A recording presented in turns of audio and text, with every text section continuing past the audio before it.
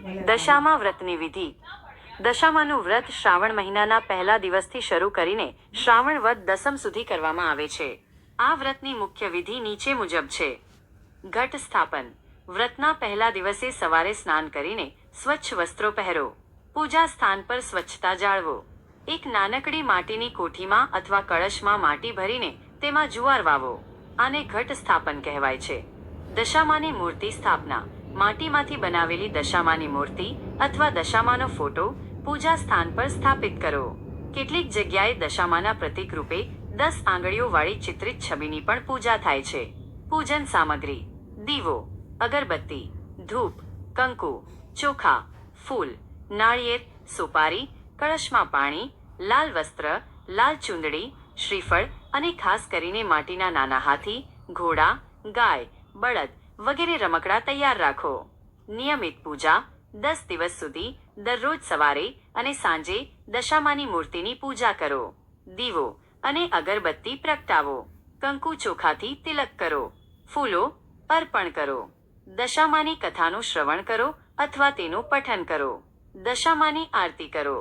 પ્રસાદ: દશામાને પ્રસાદમાં મોહનથાળ, શીરો, ખીરપૂરી અથવા અન્ય કોઈ મીઠાઈનો ભોગ ધરાવી શકાય છે.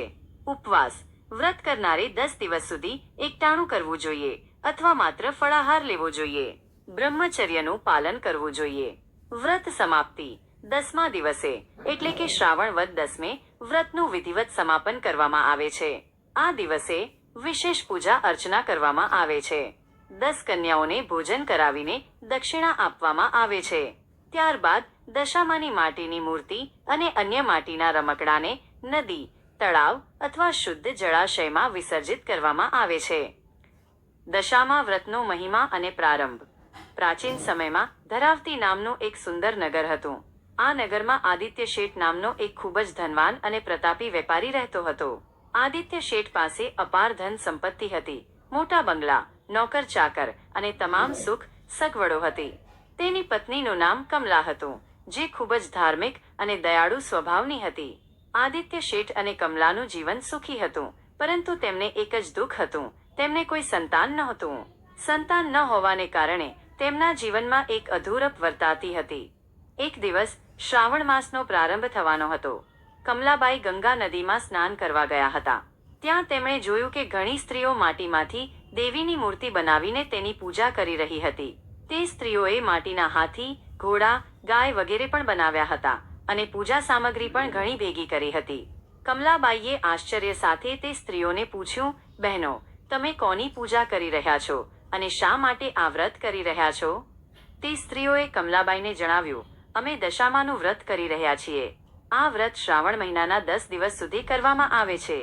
આ વ્રત કરવાથી દશામા પ્રસન્ન થાય છે અને ભક્તોના જીવનમાંથી દુર્દશા દૂર કરીને સદ્દશા લાવે છે. આ વ્રત કરવાથી સંતાનહીનને સંતાન મળે છે, ગરીબ ધનવાન બને છે, દુઃખી સુખી થાય છે અને સર્વ મનોકામનાઓ પૂર્ણ થાય છે. આ વ્રત ખૂબ જ ફળદાયી છે. કમલાબાઈએ આ વાત ધ્યાનપૂર્વક સાંભળી. તેમને આશાનું કિરણ દેખાયું. તેમણે તે સ્ત્રીઓને વ્રતની સંપૂર્ણ વિધિ અને મહત્વ વિશે પૂછ્યું. સ્ત્રીઓએ તેમને વ્રત કેવી રીતે કરવું, કઈ સામગ્રીની જરૂર પડશે અને કયા નિયમોનું પાલન કરવું તે બધું વિગતવાર સમજાવ્યું. કમલાબાઈએ નિર્ણય કર્યો કે તેઓ પણ દશામાનું વ્રત કરશે.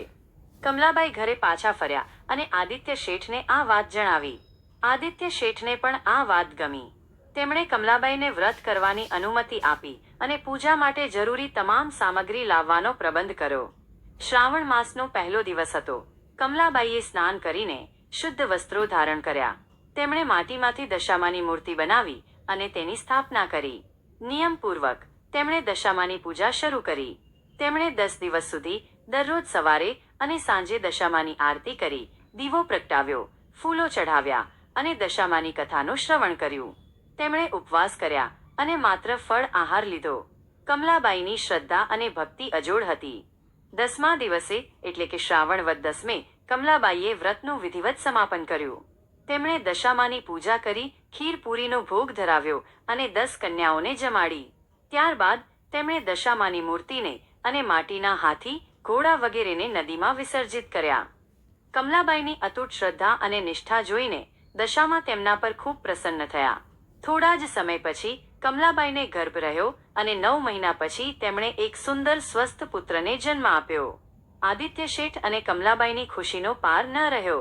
તેમણે દશામાનો ખૂબ આભાર માન્યો અને નિયમિતપણે દશામાની પૂજા કરવાનું ચાલુ રાખ્યું. આ ઘટના પછી દશામાના વ્રતનો મહિમા ચારે બાજુ ફેલાઈ ગયો અને લોકોએ શ્રદ્ધાપૂર્વક આ વ્રત કરવાનું શરૂ કર્યું. જે કોઈ પણ ભક્ત સાચા હૃદયથી દશામાનું વ્રત કરે છે તેના જીવનમાંથી તમામ દુઃખો દૂર થાય છે અને સુખ સમૃદ્ધિની પ્રાપ્તિ થાય છે. દશામાં ભક્તોની દશા સુધારીને તેમને સદ્દશા તરફ દોરી જાય છે. દશામાં વ્રતનું મહત્વ. દશામાનું વ્રત માત્ર સંતાન પ્રાપ્તિ માટે જ નહીં પરંતુ જીવનના વિવિધ પાસાઓમાં સુધાર લાવવા માટે પણ કરવામાં આવે છે. આ વ્રતનું મહત્વ નીચે મુજબ છે. દુર્દશામાંથી મુક્તિ. આ વ્રતનું મુખ્ય ફળ દુર્દશામાંથી મુક્તિ મેળવીને સદ્દશા પ્રાપ્ત કરવાનું છે. જીવનમાં આવતી આર્થિક તકલીફો, પારિવારિક સમસ્યાઓ, શારીરિક પીડાઓ અને માનસિક અશાંતિ દૂર થાય છે. ધન સમૃદ્ધિમાં વૃદ્ધિ. દશામાની કૃપાથી ઘરમાં ધન ધાન્યની વૃદ્ધિ થાય છે. વેપાર ધંધામાં પ્રગતિ થાય છે અને આર્થિક સ્થિતિ સુધરે છે. સંતાન પ્રાપ્તિ. જે યુગલોને સંતાન નથી તેમને દશામાના આશીર્વાદથી સંતાન પ્રાપ્તિ થાય છે. શાંતિ અને સુખ. ઘરમાં કલહ દૂર થાય છે અને સુખ શાંતિનું વાતાવરણ નિર્માણ પામે છે. સકારાત્મક ઉર્જા. 10 દિવસના આ વ્રત દરમિયાન ઘરમાં સકારાત્મક ઉર્જાનો સંચાર થાય છે અને નકારાત્મક શક્તિઓ દૂર થાય છે. દિશા દોષ નિવારણ. દશામાં 10 દિશાઓની અધિષ્ઠાત્રી દેવી હોવાથી તેમની પૂજા કરવાથી દિશા સંબંધિત કોઈ પણ દોષ દૂર થાય છે. સૌને ફળ્યા એવા અમને ફળજો. જય દશામાં.